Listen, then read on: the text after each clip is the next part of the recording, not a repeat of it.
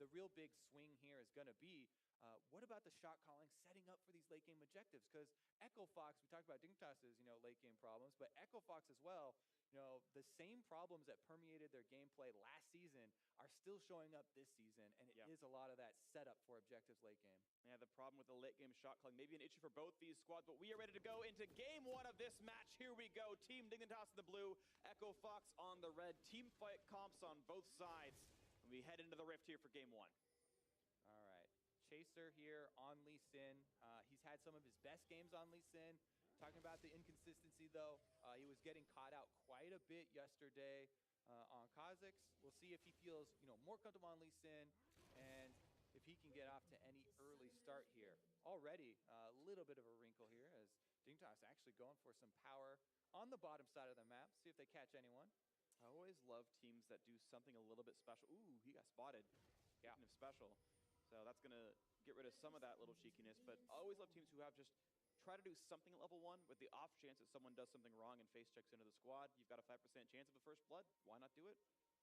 Yeah. Doesn't turn into much. Goes up to like 15, 20% chance in solo queue. That does. You have a Blitzcrank, stack in a brush. You will kill something. As of right now, though, what you do give up when you go for one of those and it doesn't work out is a little bit of cross-map visibility, and Echo Fox, taking the initiative here, going in to see just where the start will be from Chaser. Yep, top side, blue side. Won't be any pulls from the bottom side, especially on live. That timer got reduced even a little bit more, but in pro play, they were already way ahead of that in dual lanes. Don't want to spend any extra time there because you lose so much pressure, controlling that minion wave. Yeah. Especially in the ranged matchups, when you've got champions like Zyra who want to be in the lane, getting the seeds down, Karmic can do the same cheeky stuff.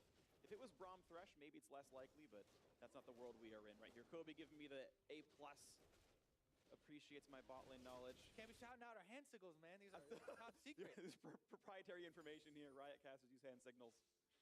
Meanwhile, it looks like they are going to be able to track Chaser pretty easily, so we'll see how Acadian fares in this early game. We keep setting him up as, he's gotten first blood so many times, but jungle ganking. CS. Jungle ganking, people put so much emphasis on, oh man, this guy has gotten all these first bloods. A lot of it is being set up by your laners. A lot of it is which enemy team is being very obvious about their early warding path, because it's very easy to keep track of trinket wards. Yeah. Anytime your laner is moving over to one of those obvious spots. Actually, meanwhile, down bottom, we get into some trading here. Special doesn't stay to get the rest of the binding down. Keith gets to just barely walk away from the piercing arrow. Otherwise, a trade of blows. Special missing a Q. Back to the lane. And, if we do check back in on the junglers, you talk about the early information onto Lee Sin. That doesn't just expire with the ward, right? He started on top side, so you extrapolate a little bit. Yeah, we saw him go to Gromp. He's doing this full clear side. So Acadian checks the Scuttle Crab first, which is the usual point that you can test someone. Then moves in. There's the Tremor Sense. Is going to be able to contest him at the Raptors a little bit because mid lane has recalled. Talk about the rest of the laners affecting jungling all the time. Counter jungling is a team objective. Froggen was able to get back before Keen, and so that gave him the confidence to go in and steal that smite. Yeah, well, Acadian stealing the camp away, though still down in XP under Chaser Gold. At least similar between the two of them, but still it's a good way to get in your opponent's head. Say, yes, I will walk into your jungle. Rookie North American jungler, let me take that away from you. One thing here is that Acadian actually took the blue, and for me, when I have a Corki mid specifically, especially when I'm playing Rek'Sai and you very clearly don't have mana, Corki mid benefits so much from the extra mana regen early. A lot more than a lot of the other mid lane mages, because so much about that pushing power and harassing this rise. But feels like Froggen is taking care of his own business. Froggen actually goes for the hard shove and recalls while Chaser is top. Looper has to flash then the Q. That is a flash down. Chaser making the first impact, and even though the Raptor steal looked flashy from Acadian, Chaser took the Krugs away before this gank even happened, so he equalized the farm.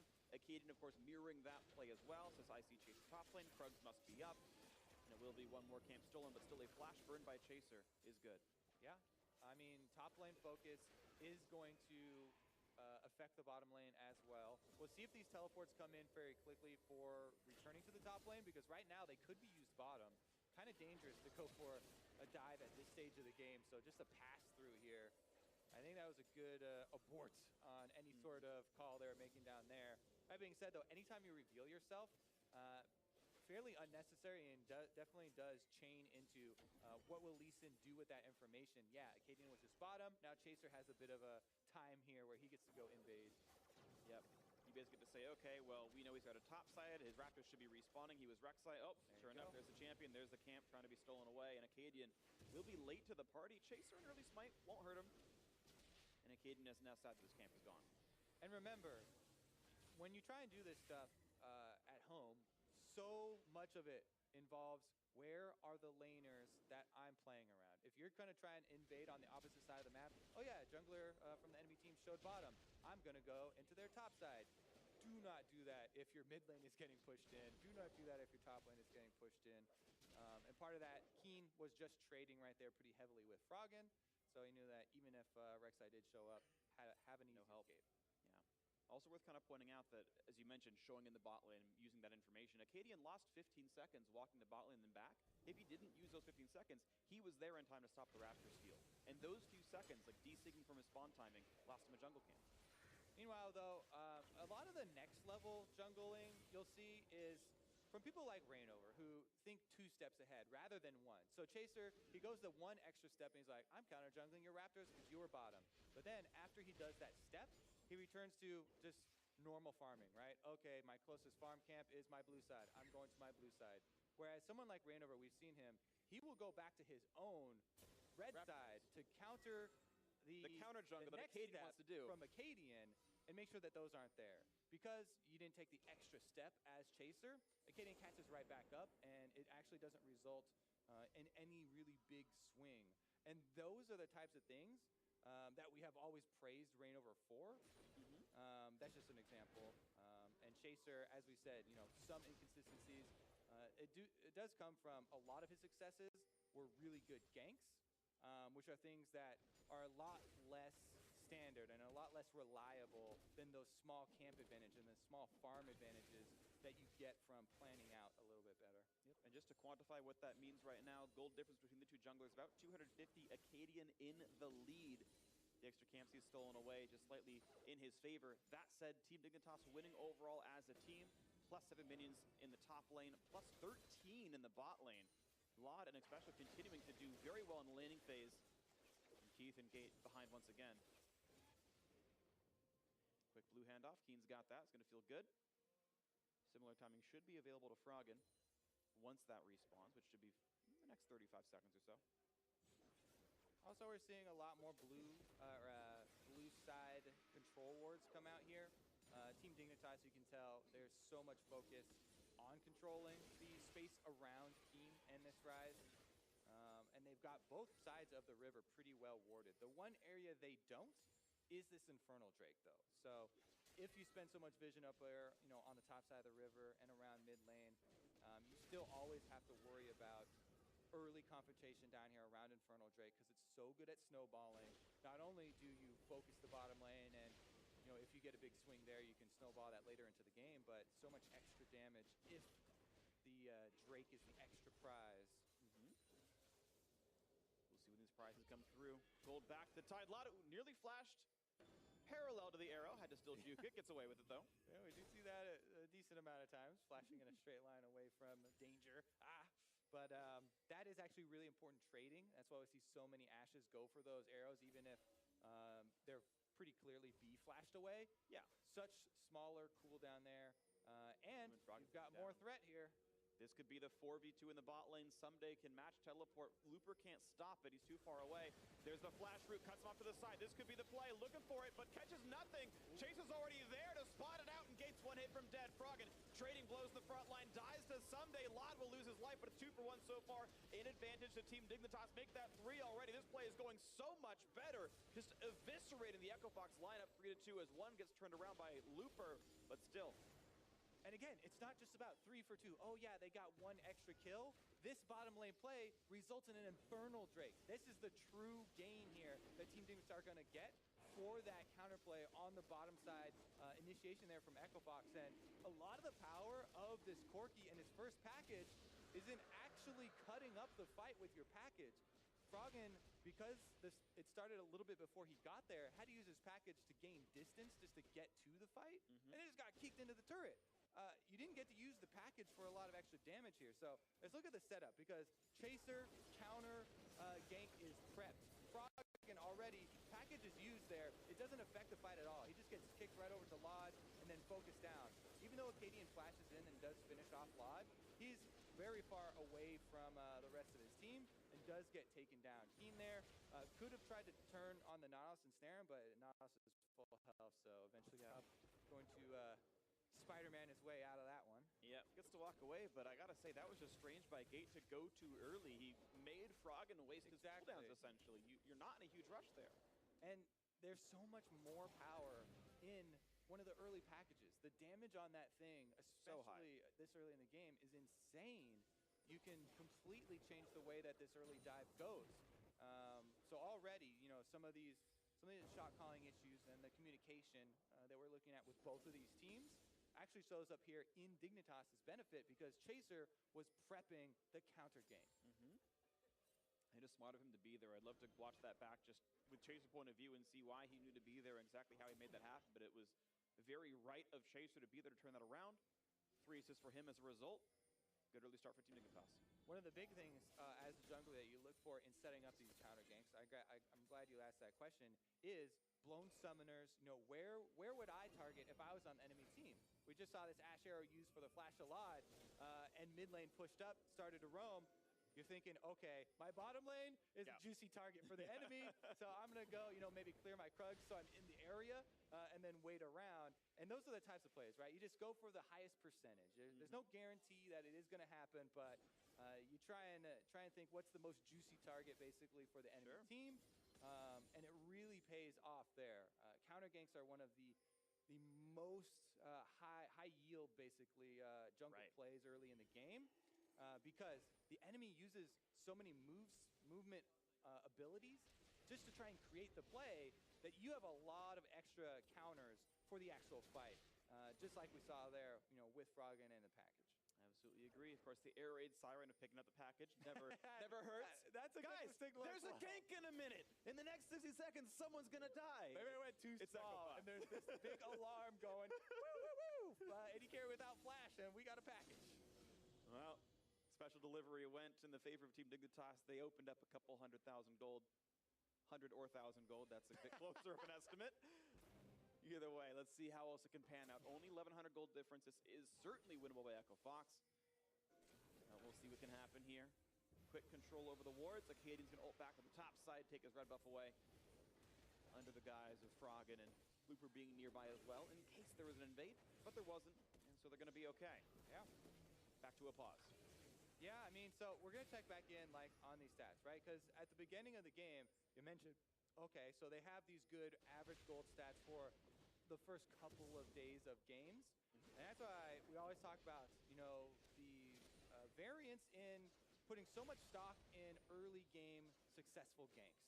Yeah, that can make you look super great, and you're like, oh my god, this jungler, he's amazing, right? But how are Echo Fox going to do when, you know, they don't find success, right, with those early ganks? And those things are very unreliable sources of gold. Now that they haven't had that, you know, and due to the small sample size earlier, we'll see what Dignitas can actually do to pressure these guys when they aren't starting out with a, you know, 10-minute, and definitely looking hard for them to get a 20-minute gold lead, as Dig are off to a pretty good start here. Infernal Drake on top of that gold, by the way. It's got to feel good for Team Dignitas. They've got kind of everything they need. You know Maokai's going to scale better than Nautilus. Typically, Nautilus seen as the better laner. He's supposed to be able to bully a little bit. This hasn't happened here. Someday, winning a matchup that maybe via skill is supposed to anyway. Package number 2. Looking for the play. Arrow, nice juke by Special. Package not going to be sent. Looks like it's going to be returned to sender here. No one is home to answer the door. Yeah, Echo Fox took more damage going for that than Team Dignitas did. And they didn't have to expend anything but a simple Karma Shield for the extra speed boost. Meanwhile, Froggen trying to get back to the mid lane. Gives up maybe 1 CS there. As Keen on the rise. Farming straight up. He's got the tier. Rod of Ages is stacking. Feels very nice about this Rise. About to hit that mid-game power spike. And this is going to be where Team Dignitas can turn it on, right? We mentioned Someday. We mentioned how this guy's a star for the team. And how he's done it on the Maokai are these timely teleports to the other side of the map to get flanks in and snare the enemy in place, allowing the rest of the team to actually pick up extra kills. And it's been good so far. Team Dignitas able to withstand the early game pretty well. And we'll see what their mid-game ends up looking like here as they continue to stack up and scale, and we'll see when their first move really ends up being. Yeah, I mean, even with a Mountain Drake coming up in 25 seconds, and Team Dignitas, they don't have a giant lead at the moment, but it already gets a little scary for Echo Fox, right? Because their vision was just cleared out. And we always talk about prep. Dignitas, good job here prepping for this next Drake. If I'm Echo Fox, you're going to want to try and get some wards in the area. You have to be very safe about doing it, though, because it's very difficult, to face check this Dignitas squad as they're moving in and contesting even blue buff territory. Looking for it, getting poked back into the front. Steal comes through. Lod from downtown secures it. How about infinite mana on Varus? Feels pretty good, man. Oh my goodness. Varus can poke you through those two corridors leading up to the Drake now, too. Someday has this top lane pushing. All things are pointing towards really good preparation here for Team Dignitas to be able to get another Drake in their hands. You know, Gate was just forced back the lane, and Acadian, he's scrambling for it. We need to get some vision down here. We don't want Team Dignitas to be able to set up, and they're doing just that. So holding on for right now. We'll see if the action explodes, though, because you also want to keep an eye on that minion wave top as Someday it keeps shoving it in, right? He's prepping himself to teleport down so that even if they answer teleports, Looper will lose more. Right, it's worth pointing out that, hold on, that's a play on the Gate. Exhaust forced out, Chase nearly dies. Gate the same!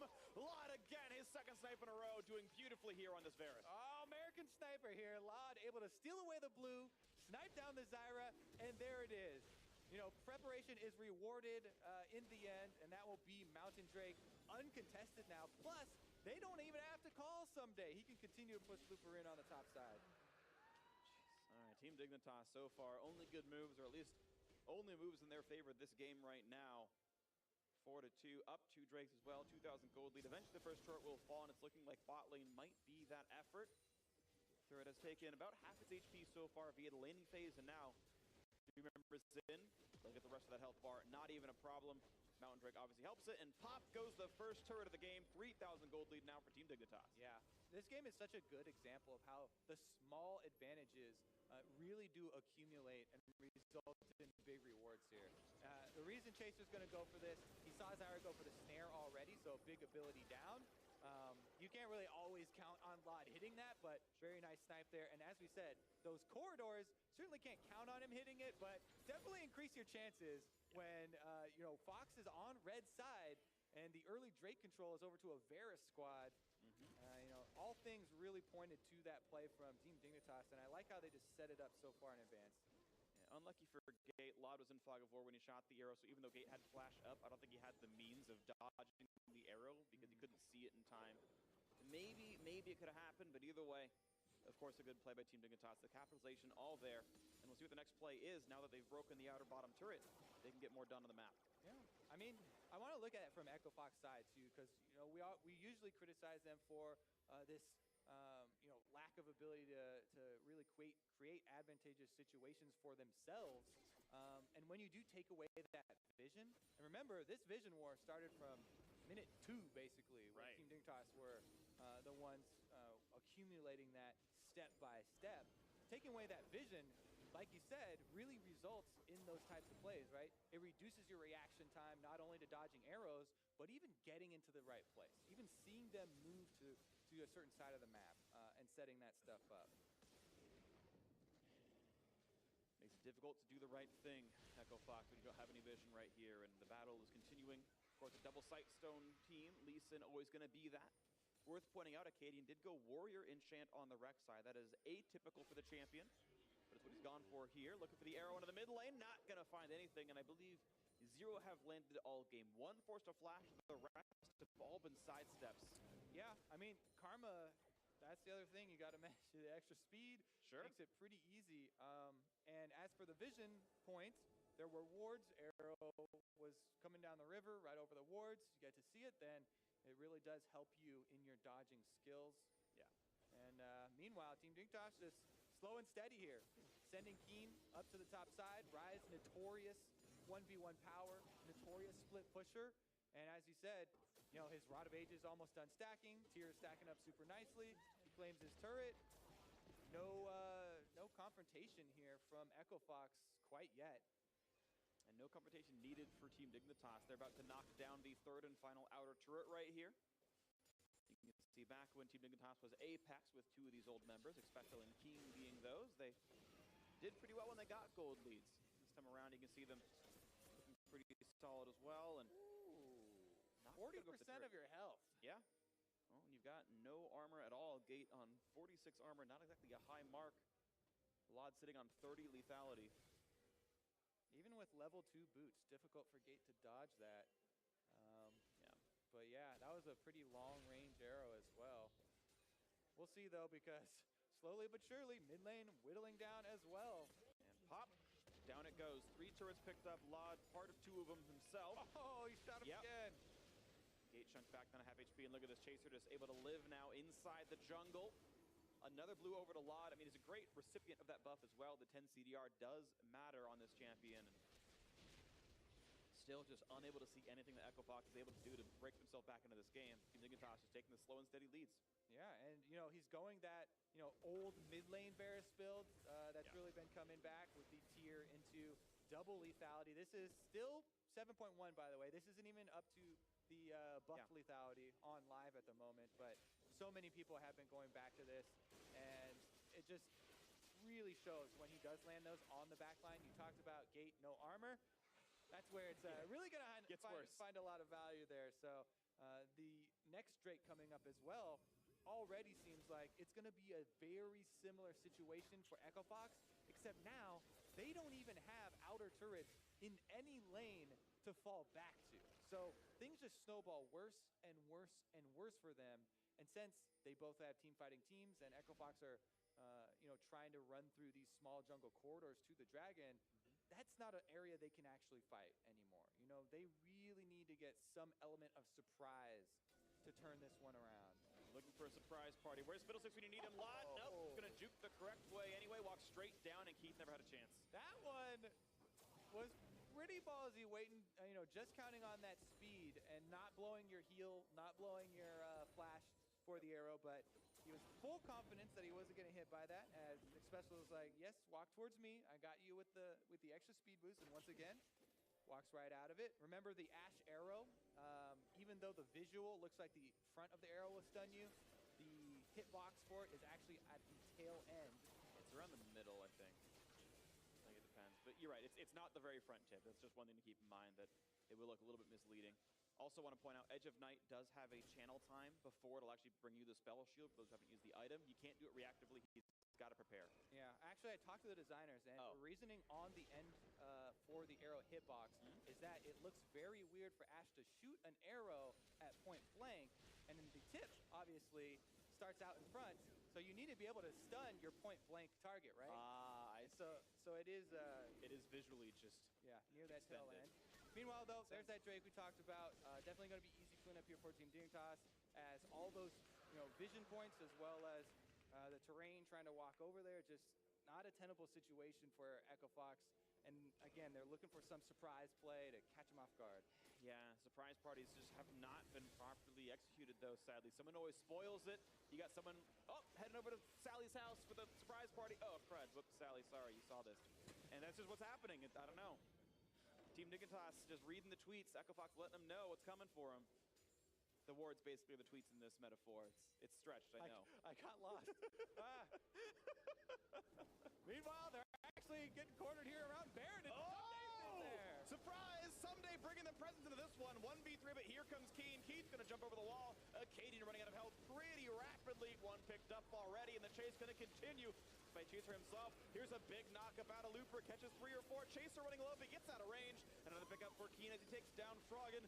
Looper next up, and it's going to be 3 for 0. Pretty painless for everyone not on Echo Fox, and Team Dignitas 3-0. Surprise! Another shellacking here with Team Dignitas taking out 3 more members and another very smooth objective for them. There's absolutely no way that Echo Fox will actually steal this unless Gate runs over Suicide Mission for a miracle Zyra. He's not going to try. He's not making the move, so there it is.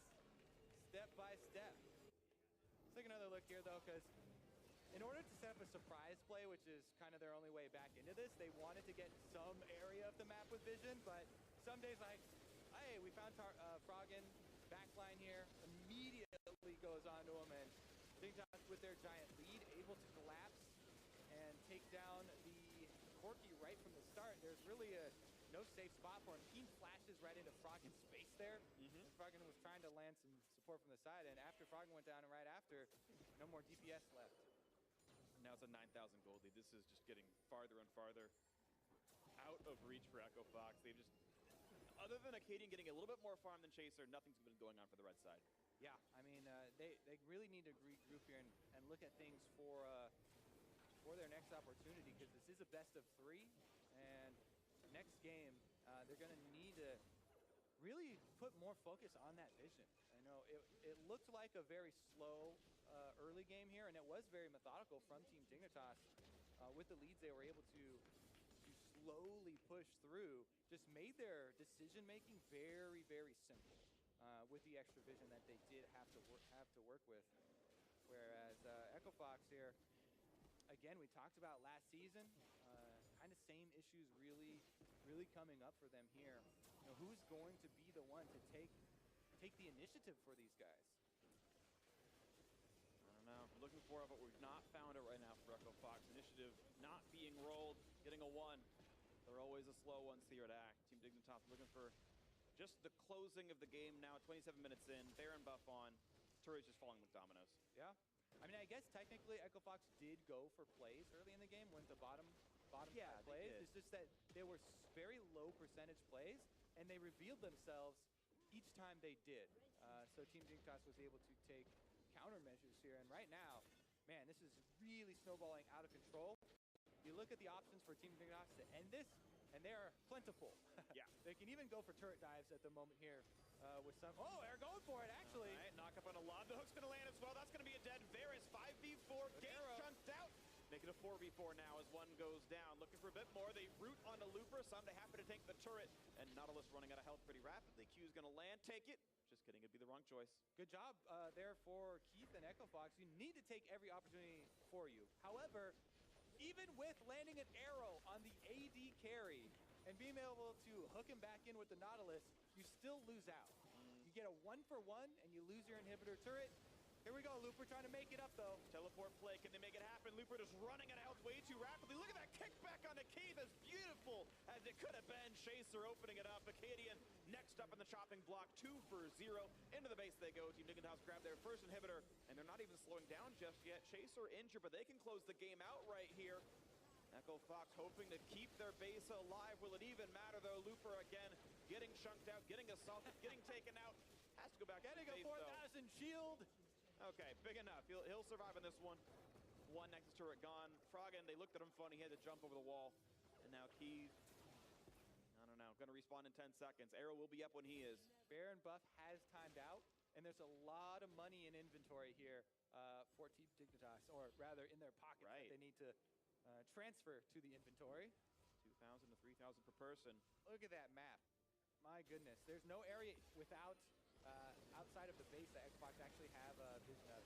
Here's the arrow, though. So, you know, they get the AD carry, and they have Looper there to line up the snare right afterwards, but it doesn't matter, because Team Dignitas are so far ahead that even without their AD carry, they can collapse and have enough damage to not only get answer counter kills here, but also, you know, top side objective right after. Absolutely, and Echo Fox, it's disheartening when you get the one kill and it turns into you losing more of your base anyway. That even the good plays aren't turning up as anything useful anymore. Only 3 kills the entire game through. Echo Fox, one was losing their base and one was in a 2-for-3 they lost that they tried to engage upon. Sadly, everything they've been doing has been backfiring here. Team Dignitas to cement the advantage a bit more. Grab the quick Infernal Drake while they're here. And set up the rest of the minion waves and push into the base. Really did like, whether it was, Equifox being very, obvious with their early game, choices. That is true, and that's a fair point. But Yeah. you can still shout. Oh goodness. Oh geez, he's Well. dead. All right, Lot picks him up. How about a little bit more? Chaser, yeah, he's tanking up in the lead set. Has a guardian angel. Another flash follow comes in for Sunday. Gate's gonna go down. Woo. Double kill in for Lot. 4, 2, and 6. Death leader on the team because he's been the target for either way, doing his job well enough. And now 5 versus 3 on the map. Sunday walks through the turret. He's coming to grab the minion wave as the game-winning push has begun now for Team Dignitas. Yeah, it looks like one Nexus turret left, and Somedays over there to tank it. GA ready. He can even go down. Doesn't look like they'll be able to offer the damage to even get the GA proc, though. And not much hope for it. Chaser with the kick flash brings the Cadian back into the team. Law to participate in the damage. Keen doing even more of that. Chaser actually getting a bit low, but it doesn't even matter. The Nexus turret's going to fall. On the edge. Almost dies inside the fountain. But that's game 1. Team Dignitas, you expected it coming into the match, and that was a pretty clean victory. Game 1 to the Golden Black.